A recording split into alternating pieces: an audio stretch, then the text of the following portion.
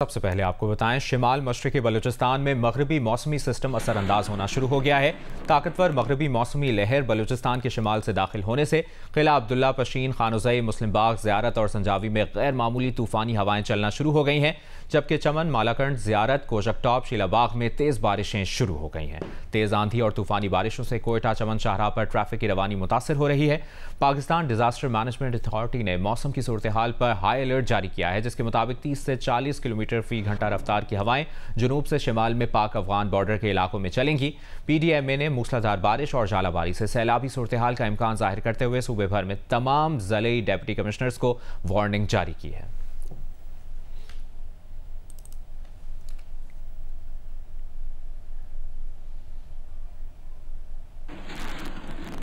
Iran की जानिब से इसराइल पर अगले 1 से 2 रोज़ में जवाबी हमला हो सकता है। ताहम अमरीकी मीडिया का ईरानी ज़राए से यह भी कहना है कि तेहरान में जवाबी कार्रवाई का जायजा लिया जा रहा है, लेकिन अभी तक कोई हतमी फैसला नहीं किया गया। ईरान का कहना है कि अक़वाम मुत्तहिदा की सलामती काउंसिल ईरानी सफारतखाने पर इसराइली हमले की मजम्मत करती तो कशीदगी इतनी ना बढ़ती। ईरानी हमले के खदशे के बायस अमरीका ने इसराइल में मौजूद अपने शहरियों की नकलो हरकत ग्रेटर यरूशलेम, तेल अवीव और दीगर इलाकों तक महदूद करती है। रूस ने भी अपने शहरियों को मशरिक़ वस्ता और बिलखुसूस इसराइल, लबनान और फ़लस्तीनी इलाकों का सफ़र ना करने की हिदायत की है और बरतानवी वज़ीर ख़ारजा ने अपने ईरानी हम मनसब पर कशीदगी ना बढ़ाने पर जोर दिया है। ईरान गुज़श्ता हफ्ते दमिश्क में ईरानी सफारतखाने पर इसराइली हमले पर जवाबी कार्रवाई की धमकी दे चुका है। उस हमले में 13 अफराद जाँ बहक हुए थे।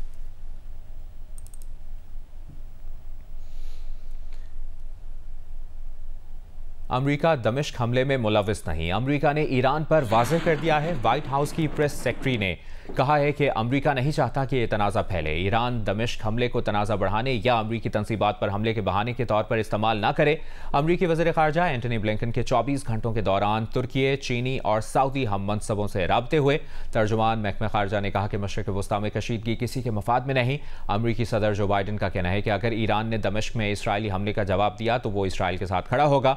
अमरीकी सेंट्रल कमांड के कमांडर इसराइल पहुंच गए। इसराइल ने कहा कि वो दमिश्क हमले के मुमकिना ईरानी रद्द-ए-अमल के लिए तैयार है। ईरानी सुप्रीम लीडर ख़ामेनी ने ईद पर कहा था कि इसराइल को सज़ा ज़रूर मिलनी चाहिए और मिलेगी। शैतानी हुकूमत इसराइल ने ईरानी सफारतखाने पर हमला करके गलती की है। दमिश्क में इसराइली हमले में पासदारान इनक़लाब के कमांडर समेत 7 अरकान शहीद हुए थे।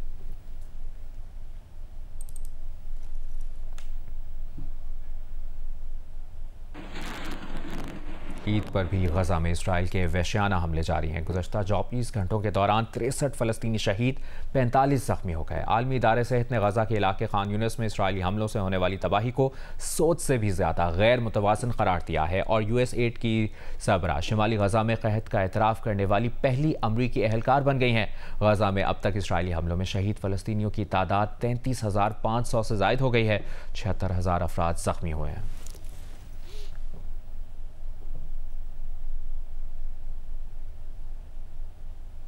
पाकिस्तान रवानगी से कबल न्यूजीलैंड क्रिकेट टीम को धचका। फिन एलन और एडम मिलन पाकिस्तान के खिलाफ T20 सीरीज से बाहर हो गए। दोनों खिलाड़ी ट्रेनिंग के दौरान इंजरी से दो चार हुए हैं। न्यूजीलैंड क्रिकेट के मुताबिक फिन एलन कमर जबकि एडम मिलन तकनीकी इंजरी का शिकार हुए। न्यूजीलैंड के 9 टॉप क्रिकेटर्स पहले ही IPL की वर्सेस स्क्वाड में शामिल नहीं हैं। न्यूजीलैंड T20 स्क्वाड आज पाकिस्तान के लिए रवाना होगा। पाकिस्तान और न्यूजीलैंड की टीमों के दरमियान पहला T20 मैच 18 अप्रैल को पिंडी स्टेडियम में खेला जाएगा।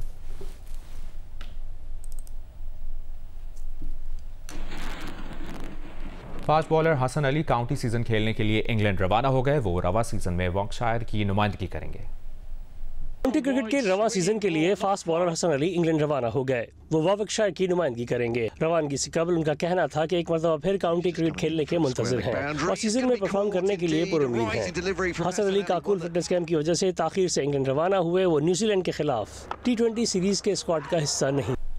Olympian javelin thrower Arshad Nadeem की ट्रेनिंग के लिए जनूबी अफ्रीका रवाना हो गए हैं। वो 5 हफ्ते वहां ट्रेनिंग करेंगे। मैं साउथ अफ्रीका के लिए रवाना हो रहा हूँ। 5 हफ्ते की मेरी ट्रेनिंग है वहाँ पे। मेरी तरफ से आपको ईद उल फितर भी बहुत बहुत मुबारक हो। तो मैं ट्रेनिंग के लिए रवाना हो रहा हूँ साउथ अफ्रीका के लिए। तो मज़ीद मेरे लिए दुआ करनी है क्योंकि पहले हमने 2 माह ट्रेनिंग की है। साल मैंने इंजरी थी मुझे नी की और उसका ऑपरेट भी करवाया है। तो अल्हम्दुलिल्लाह मैं बहुत बेहतर हूँ। रीहैब हमारी मुकम्मल हो चुकी है। उस्मान इकबाल भट्ट साहब जो हैं मेरे कोच, उन्होंने 2 माह लगाए। तो अल्हम्दुलिल्लाह मैं बहुत फिट हूँ और अभी जा रहा हूँ ट्रेनिंग के लिए।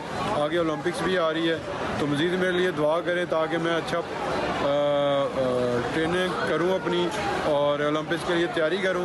और इसके साथ साथ मैं शुक्रिया अदा करूंगा गवर्नमेंट का, मियां मोहम्मद शहबाज शरीफ साहब का जो हमारे वज़ीर आज़म साहब हैं, और उनके साथ उनकी जितने भी ऑफिसर्स हैं उनका मैं शुक्रिया अदा करूंगा। और उन्होंने मुझे सपोर्ट किया है और उनके साथ साथ पाकिस्तान एथलेटिक फेडरेशन का मैं शुक्रिया अदा करता हूँ। आगे बढ़ते हैं, आपको बताएं ईद पर कंटोनमेंट बोर्ड मर्दान में खवातीन और बच्चों के लिए ईद मेला और स्प्रिंग फ्लावर शो का एहतमाम किया गया, जिसमें बच्चों ने खूब हल्ला गुल्ला और मौज मस्ती की।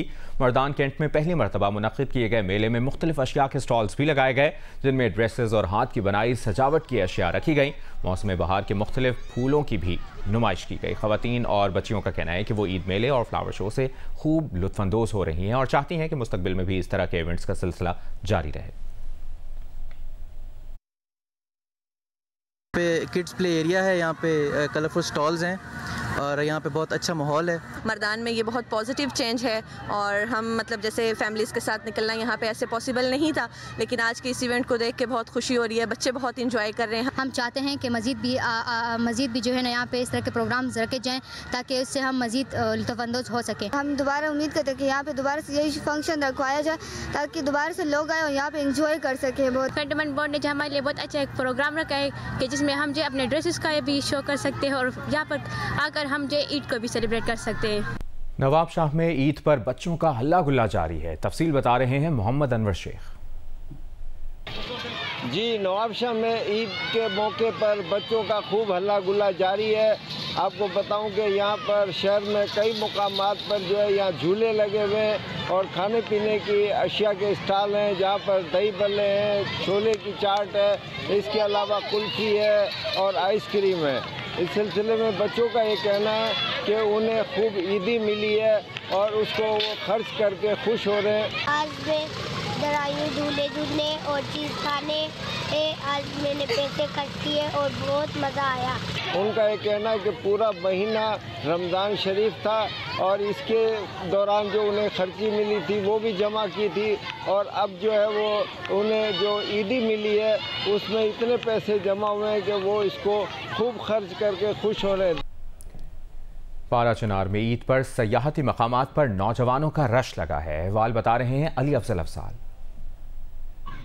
खैबर पख्तूनख्वा के कबायली अजला में भी ईद रिवायती तरीक़ों से मनाया जाता है, जहाँ मुख्तलिफ़ किस्म के रिवायती कानून का अहतमाम किया जाता है। वहाँ लोग सियाहती मकामात का रुख करते हैं, ख़ासकर नौजवान तबका मुख्तलिफ़ सियाहती मकामात पर जाकर पिकनिक बनाते हैं और चटपटे खाने तैयार करते हैं।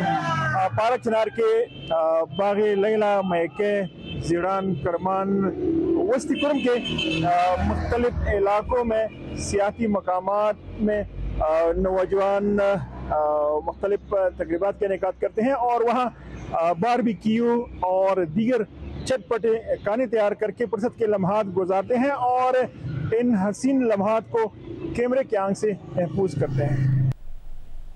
उर्दू के नामवर अदीब मोहम्मद सलीमुर रहमान की आज 90वीं सालगिरह है। सलीमुर रहमान ने यूनानी शायर होमर का तर्जुमा किया, चेखोव के ड्रामों को उर्दू रूप दिया, दास्तान मरतब की, अफसाने लिखे और रुझान साज रुझान शिकन शायरी की।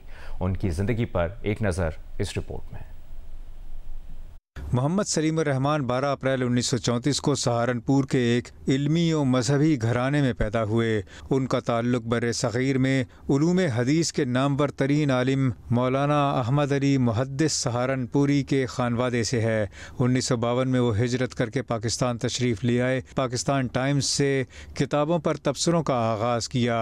सिर्फ 22 साल की उम्र में उन्होंने होमर की ओडेसी का तर्जुमा जहाँ गर्द की वापसी के नाम से किया। उसमें वो पेंगुइन क्लासिक्स में छपी और मैंने इलियाड भी पढ़ी थी और ओडिसी भी, लेकिन ओडिसी में कुछ रंग अल्फ लैला का भी था और वो यहाँ के लिए मुझे ज़्यादा मौजू मालूम हुई, छोटी भी थी तो मुझे नहीं पता था कोई छापेगा या नहीं, वैसे ही मैंने तर्जुमा कर दी। सन 50 की दिहाई के निस्फ में उनकी मुलाकात मोहम्मद हनीफ रामे से हुई और वो रिसाले सवेरा से वाबस्ता हुए।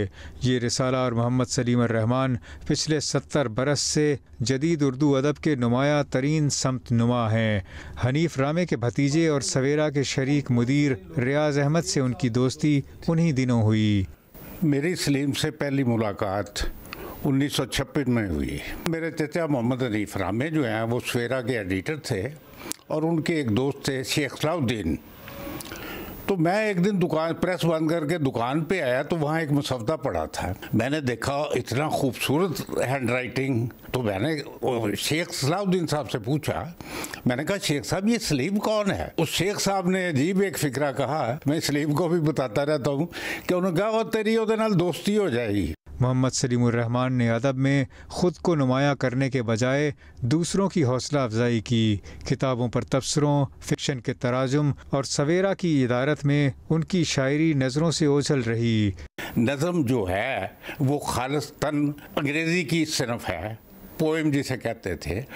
उस हिसाब से जिस बंदे ने उर्दू में वाकई पोएम लिखी है वो सलीमुर रहमान है। मेरे नज़दीक अगर आप पूछो तो बाकी चीज़ें तो अपनी जगह पे है, लेकिन मेरे नज़दीक वो फ़कीर है और मेरे नज़दीक ये सबसे बड़ी सनत है। मोहम्मद सलीमुर रहमान आज 90 बरस के हो गए हैं, लेकिन आज भी उर्दू का जदीद तरीन अदब उन्हीं की तहरीरों में नज़र आता है। काशिफ रज़ा, जियो न्यूज़। इतनी मोहब्बत करने वाले फिर न मिलेंगे, छोड़िए सारे अपने धंधे दुखड़े हीले, इनकी ठंडी छाँव में बैठ के 2 दिन जी ले। ईद के तीसरे दिन बच्चे वालिदैन को लेकर पार्क्स पहुंच गए हैं। तफसील बता रही हैं नौशीन यूसुफ।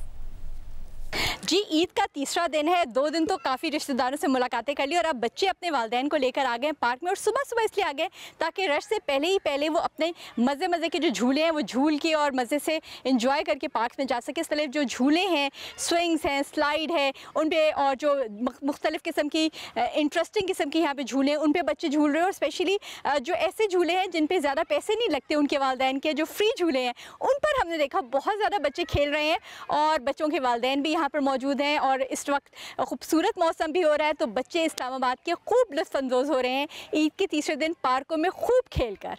जी, और कराची के मौसम का अहवाल बता रही हैं शव्वाल असलम। कराची में ईद के तीसरे रोज़ भी मौसम गर्म और मरतूब है और अगले 24 घंटों के दौरान भी मौसम इसी तरीके से बरकरार रहेगा। कम से कम दर्ज हरारत आज 24.5 डिग्री सेंटीग्रेड रिकॉर्ड किया गया है, जबकि महकमा मौसमियात का ये बताना है कि अगले 24 घंटों के दौरान ज़्यादा से ज़्यादा दर्ज हरारत 34 से 36 डिग्री सेंटीग्रेड के दरमियान तक बढ़ने का भी इम्कान है।